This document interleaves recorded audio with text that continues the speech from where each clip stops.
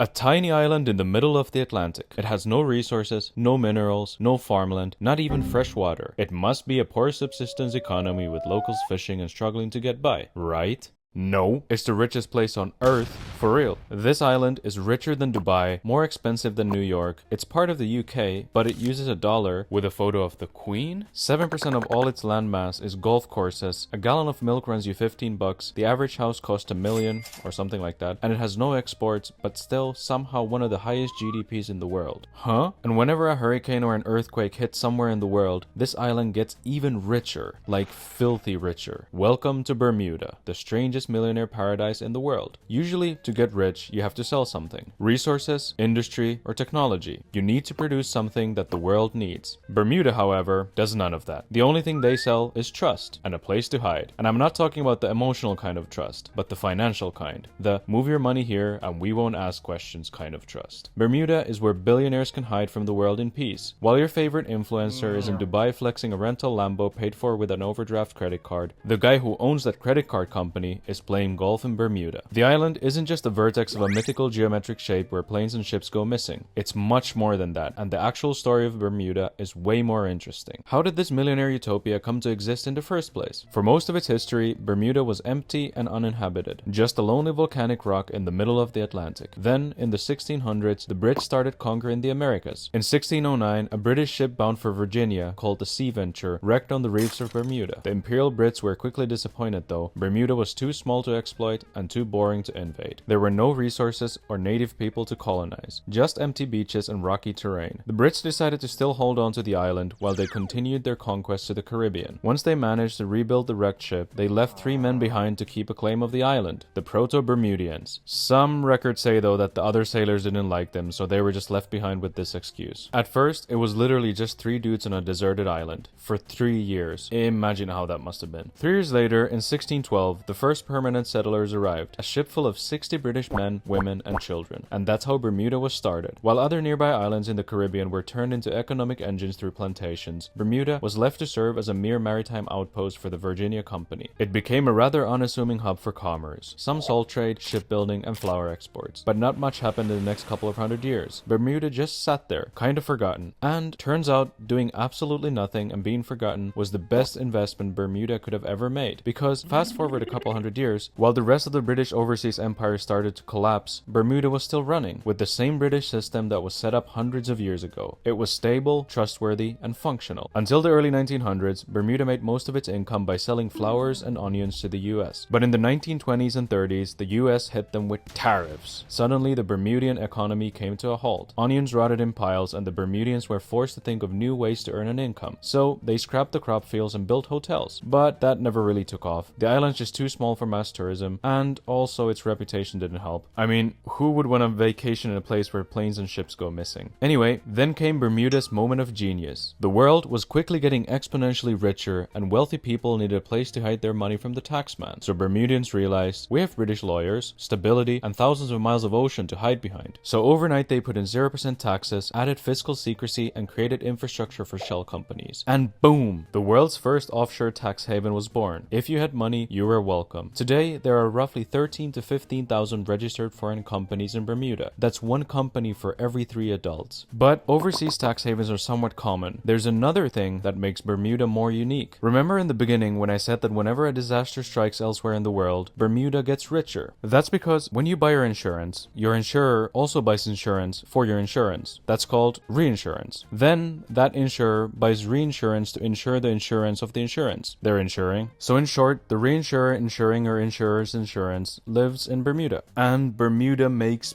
billions with this. Okay, to make it a bit clearer, in practice it means when a big catastrophe like a hurricane hits, normal insurance companies suddenly owe massive payouts. So to avoid going bankrupt, they themselves take up reinsurance as a backup. Those are the ones based in Bermuda. So after such an event, the reinsurers pay the normal insurance companies. But obviously an expensive catastrophe means that the premiums on those reinsurance policies go up, meaning the normal insurance companies need to pay even more for their reinsurance. And that's how Bermuda keeps making more and more money every time the world gets hit by something. They monetize the world's anxiety. The reinsurance and international business sector make up almost almost a third of Bermuda's GDP. Bermudian insurance companies alone hold over $1 trillion in assets. $1 trillion on an island smaller than some airports. So what is life actually like for an average Bermudian then? Is everyone a gazillionaire? Well, no. The island does have a dark side. After all, we're talking about the British here. As I said originally, Bermuda had no native population. The Brits were the first to arrive, so there was no one to oppress. For once, a place where they didn't need to displace a native population and create a colonial society entangled with social class and racial hierarchy. Yeah, the Brits can't help themselves, so they imported a bunch of slaves. After all, an imperialist gonna imperialist. So regardless of the high GDP, Bermuda is still a class society. Non-British ethnic groups make up more than half of the entire population. Black Bermudians are either direct descendants of the imported slaves or immigrants from the West Indies and the Caribbean. And are they millionaires too? No. Well, some might be, but most aren't. But how about trickle-down economics? Not in Bermuda or anywhere else. The wealth disparity is stark. Most of the wealth and high-paying jobs are within the white British minority, while the working-class jobs are mostly for non-British Bermudians. The British own most of the land and best real estate, while the non-British are far likelier to live in a rental. And speaking of housing, about 2% of the entire Bermudian population is homeless. If that doesn't sound like a lot, in the US that number is 0.2% of the population. And as you might have guessed already, it isn't the white Bermudians that make the majority of the islands homeless. This is the reality. Bermuda isn't one island, it's two. One Bermuda is yachts, beach clubs, and reinsurance conferences. The other is people working two jobs to afford groceries. And this is where it gets interesting, because low-skilled jobs like cashiers at the grocery store or a janitor at a school can often make up to $60,000 a year. That's a lot, right? It's not. People still struggle to get by, because the average rent for just a one-bedroom apartment is about $2,000 a month, and utilities cost a fortune. They don't have power plants. The majority of energy is imported, so your light bill can easily be a couple $100 a month. And the only source of fresh water is rainwater. Really, they even have a special law for that. Bermuda doesn't have a conventional tap water network because there literally is no water, and that's why every single house needs to have a roof like this, designed to capture as much rainwater as possible. They're made of limestone. They catch rain and direct it to an underwater tank. And this is all your water. If you want to brew a cup of coffee, you better have stored some rainwater. Well, what happens if your tank actually runs dry? That's when it gets expensive. You need to order water from a desalination plant, and they deliver it to you with a truck like this. And this water can be up to 20 times more expensive than water in a typical American city. Overall, water is scarce and expensive. Well, in Bermuda, anything and everything is scarce and expensive because anything and everything is imported. Remember, they have no resources except maybe fish. A 12-pack of toilet paper, easily $15. A carton of milk, that's another $10. A loaf of bread, more than $7. You get the point. That's $60K salary,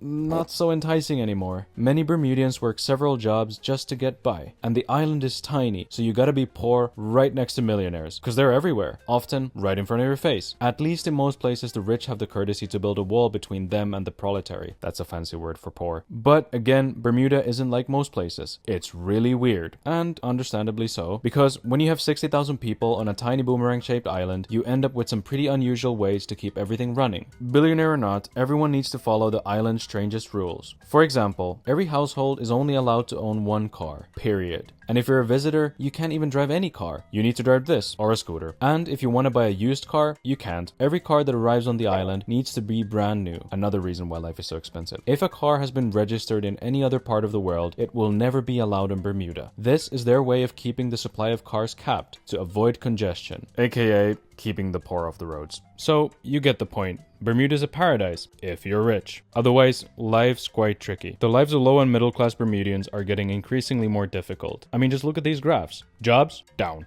Unless you're a foreigner. Wages? Up. But not enough because inflation's somewhere here. It's the classic story. The rich are getting richer, and the poor are stagnating. Click here to watch another video I made. And subscribe.